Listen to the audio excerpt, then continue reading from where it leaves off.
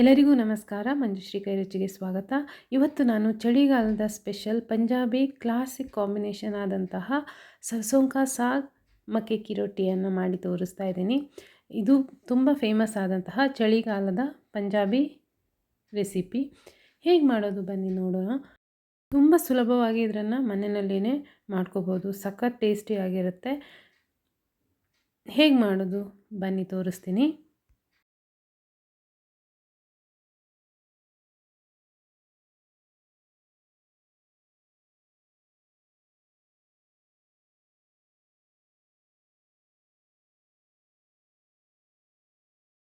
ಇಲ್ಲಿ ನಾನು 3 ತರಹದ ಸೊಪ್ಪನ್ನು ತೊಗೊಂಡಿದ್ದೀನಿ.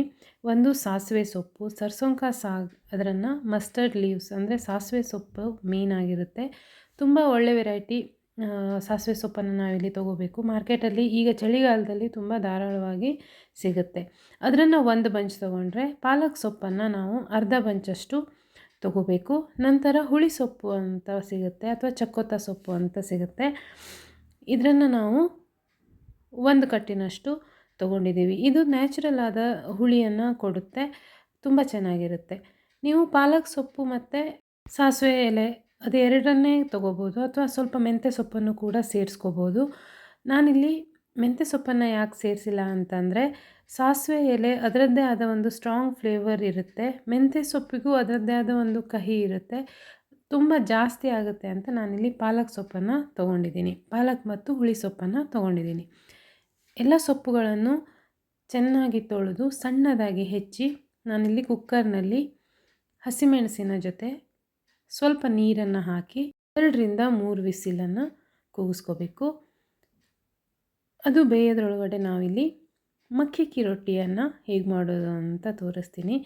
ಮಕ್ಕಿ ಕಿ ರೊಟ್ಟಿ ತುಂಬ ಕಷ್ಟ ಅಂತ ಹೇಳ್ತಾರೆ, ಬಟ್ ನನಗಂತೂ ಹಾಗೇನು ಅನಿಸಿಲ್ಲ. ತುಂಬ ಸುಲಭವಾಗಿ ನಾವು ಮಾಡ್ಕೋಬೋದು.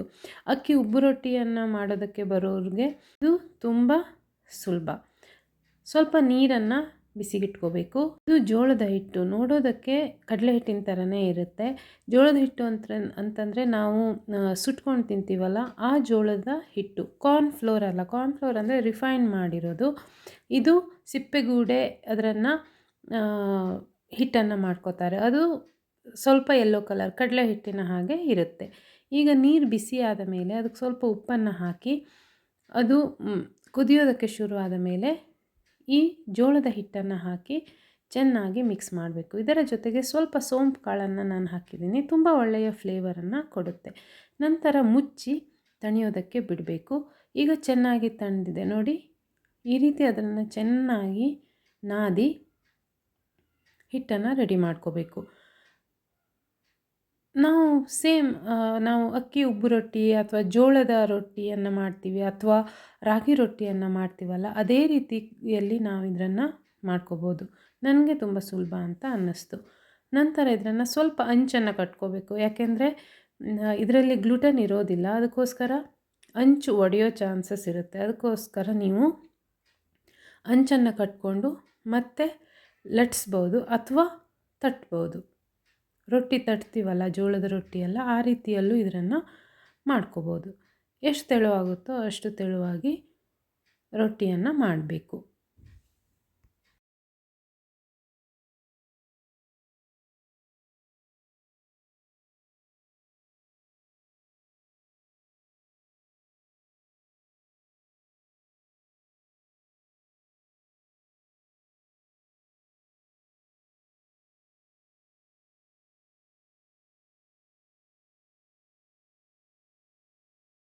ನಂತರ ಕಾದ ಹೆಂಚಿನ ಮೇಲೆ ಹಾಕಿ 2 ಕಡೆ ಚೆನ್ನಾಗಿ ಬೇಯಿಸಬೇಕು. ಮೇಲಿನಿಂದ ಬೆಣ್ಣೆಯನ್ನು ಹಾಕಿ ಬೇಯಿಸಬೇಕು. 2 ಕಡೆ ಬೆಣ್ಣೆಯನ್ನು ಹಾಕಿ ಮಾಮೂಲು ರೊಟ್ಟಿ ಎಲ್ಲ ಕೆಂಪಗಾಗಿ ಬೇಯುತ್ತಲ್ಲ, ಆ ರೀತಿಯಲ್ಲಿ ಬೇಯಿಸ್ಕೋಬೇಕು. ಬೇಯಿಸಿದರೆ ಸಾಫ್ಟ್ ಆಗಿರುವಂತಹ ರುಚಿಯಾದಂತಹ ಮಕ್ಕಿ ಕಿ ರೊಟ್ಟಿ ರೆಡಿ ಆಗುತ್ತೆ. ಸಾಮಾನ್ಯವಾಗಿ ಹೊರಗಡೆ ನಿಮಗೆ ಸ್ವಲ್ಪ ದಪ್ಪವಾಗಿ ಸಿಗುತ್ತೆ. ನಾನು ಎಷ್ಟು ಸಾಧ್ಯವೋ ಅಷ್ಟು ತೆಳುವಾಗಿ ಮಾಡಿದ್ದೀನಿ, ತುಂಬ ನೀಟಾಗಿ ಬಂದಿದೆ. ಈ ರೀತಿ 2 ಕಡೆಯಲ್ಲಿ ಬೇಯಿಸ್ಕೋಬೇಕು.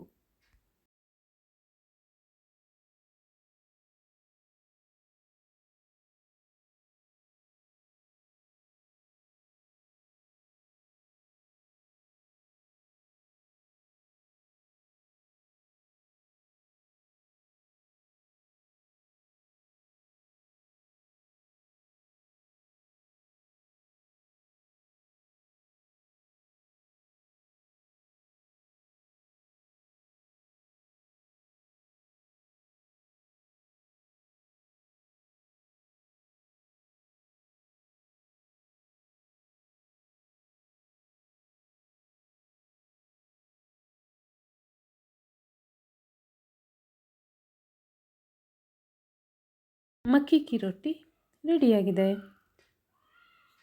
ಈಗ ಕುಕ್ಕರ್ನಲ್ಲಿ ನಾನು ಬೇಯಿಸಿದ ಎಲೆ ಕೂಡ ಚೆನ್ನಾಗಿ ಬೆಂದಿದೆ. ಇದನ್ನು ನೀವು ಚೆನ್ನಾಗಿ ಮ್ಯಾಶ್ ಮಾಡಬೇಕು. ನೀವು ಸೌಟಲ್ಲಿ ಮ್ಯಾಶ್ ಮಾಡ್ತೀರಾ ಅಥವಾ ಕಡ್ಗಲು ಅಂತ ಇರುತ್ತೆ, ಅದರಿಂದ ಕೂಡ ನೀವು ಮ್ಯಾಶ್ ಮಾಡ್ಕೋಬೋದು. ಅಥವಾ ನಾವು ಪೊಟೆಟೊ ಮ್ಯಾಶ್ ಮಾಡ್ತೀವಲ್ಲ, ಅದರಲ್ಲೂ ಕೂಡ ಚೆನ್ನಾಗಿ ಮಸಿಬೇಕು. ನಾವು ಬೇಯಿಸಿದ ಎಲೆಗಳನ್ನು ಚೆನ್ನಾಗಿ ಮಸಿದು ಇಟ್ಕೋಬೇಕು.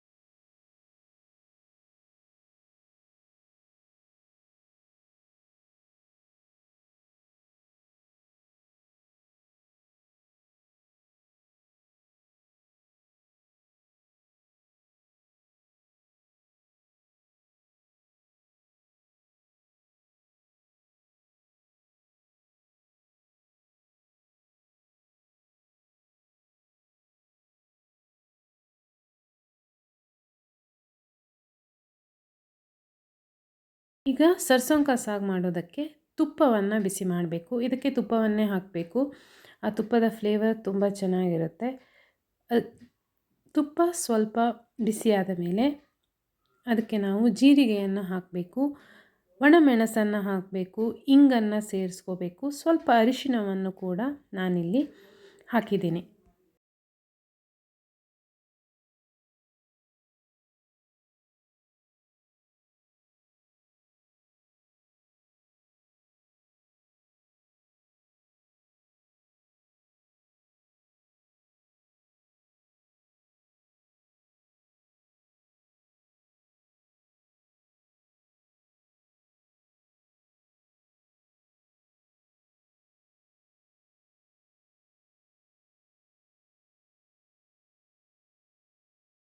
ಸ್ವಲ್ಪ ಬಿಸಿಯಾದ ಮೇಲೆ ಸಣ್ಣದಾಗಿ ಹೆಚ್ಚಿರುವಂತಹ ಬೆಳ್ಳುಳ್ಳಿಯನ್ನು ಹಾಕಬೇಕು.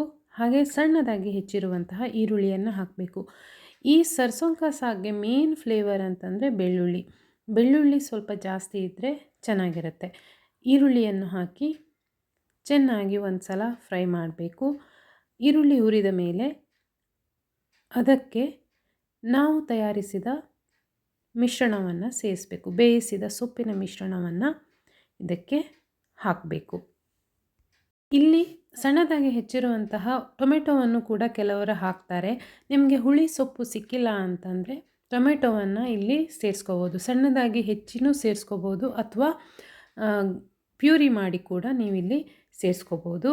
ಆದರೆ ಟೊಮೆಟೊದಕ್ಕಿಂತ ಹುಳಿ ಸೊಪ್ಪಿದ್ದರೆ ಅದರ ಫ್ಲೇವರೇ ತುಂಬ ಟೇಸ್ಟಿಯಾಗಿ ಡಿಫ್ರೆಂಟಾಗಿ ಇರುತ್ತೆ. ರುಚಿಗೆ ತಕ್ಕಷ್ಟು ಉಪ್ಪನ್ನು ಹಾಕಬೇಕು. ಉಪ್ಪನ್ನು ಸೇರಿಸಿ ಚೆನ್ನಾಗಿ ಒಂದು ಸಲ ಮಿಶ್ರ ಮಾಡಿ, ನಂತರ ಇದಕ್ಕೆ ಮಕ್ಕಿ ಆಟ ಅಂದರೆ ಜೋಳದ ಹಿಟ್ಟಿರುತ್ತಲ್ಲ, ನಾವು ರೊಟ್ಟಿ ಮಾಡಿದ್ದೀವಲ್ಲ, ಆ ಹಿಟ್ಟನ್ನು ಒಂದು 2ರಿಂದ 3 ಚಮಚದಷ್ಟು ಮೇಲಿನಿಂದ ಸೇರಿಸಬೇಕು. ಆ ಹಿಟ್ಟು ಹಾಕೋದ್ರಿಂದ ಸೊಪ್ಪಿನ ನೀರು ಬಿಟ್ಕೊಳ್ಳೋದು ಇರೋದಿಲ್ಲ. ನೀರನ್ನು ಗಟ್ಟಿಯಾಗಿ ಹಿಟ್ಟು ಹಿಡಿದಿಟ್ಕೊಳ್ಳುತ್ತೆ. ಥಿಕ್ನೆಸ್ ಬರುತ್ತೆ ಗ್ರೇವಿಗೆ. ಮತ್ತು ಟೇಸ್ಟ್ ಕೂಡ ತುಂಬ ಡಿಫ್ರೆಂಟಾಗಿ ಇರುತ್ತೆ. ಈಗ ಜೋಳದ ಹಿಟ್ಟು ಇಲ್ಲ ಅಂತನ್ನೋರು ಗೋಧಿ ಹಿಟ್ಟನ್ನು ಸ್ವಲ್ಪ ತುಪ್ಪದಲ್ಲಿ ಹುರಿದು ನೀವು ಅದನ್ನು ಇದಕ್ಕೆ ಸೇರಿಸ್ಕೋಬೋದು. ಅದು ಕೂಡ ಸೇಮ್ ಟೇಸ್ಟನ್ನು ಕೊಡುತ್ತೆ.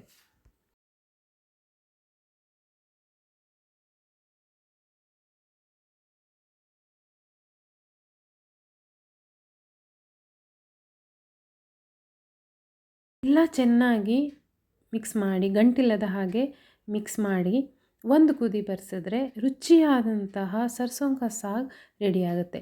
ಕೊನೆಯಲ್ಲಿ ಇದಕ್ಕೆ ಒಂದು ದೊಡ್ಡ ಚೂರಿನಷ್ಟು ಅಂದರೆ ಒಂದು ದೊಡ್ಡ ಟೇಬಲ್ ಸ್ಪೂನಷ್ಟು ಬೆಣ್ಣೆಯನ್ನು ಇಲ್ಲಿ ಮೇಲಿನಿಂದ ಹಾಕಬೇಕು. ಹಾಗೂ ಸರ್ವ್ ಮಾಡುವಾಗ ಕೂಡ ನೀವು ಬೆಣ್ಣೆಯೊಟ್ಟಿಗೆ ಸರ್ವ್ ಮಾಡಬೇಕು. ಅದು ಸಖತ್ತಾಗಿರೋ ಟೇಸ್ಟನ್ನು ಕೊಡುತ್ತೆ.